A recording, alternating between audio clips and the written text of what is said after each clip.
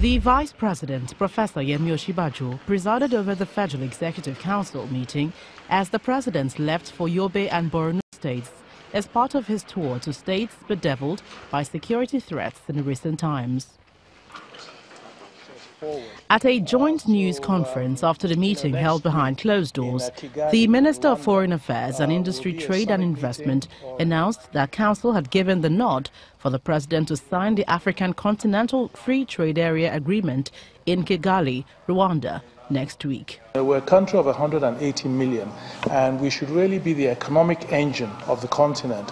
Our people travel out a lot, and there are still a number of barriers, as our people go out to trade in other African countries and to invest in other African countries. So, next week in Kigali, in Rwanda, will be a summit meeting of African heads of state to sign up to this continental free trade area. The signing of this agreement might have drawn reactions, primarily regarding the benefits of the signing or the dangers it might portend for Nigeria. We are also going into it wanting to protect our market from unfair trade practices, dumping, and all the other things that smuggling and all the other things that can go wrong. On the other hand, the Minister of State for Petroleum explains how the present administration had to raise funds to fix the nation's refineries, as modular refinery is not a wholesome solution to Nigeria's fuel crisis. If you had a panel here today that would say what will happen to refineries, I'm sure we'll all reach very divergent opinions of what we should do.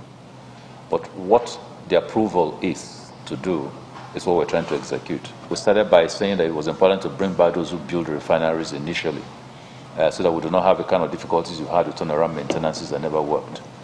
But having brought them back, you do not have the financing, so you've got to go out and raise individuals who are willing to give those financing. The Petroleum Minister restates his deadline and promised to Nigerians to make all refineries work by 2019. From the Presidential Villa, Gloria Umezuke, Channels Television News.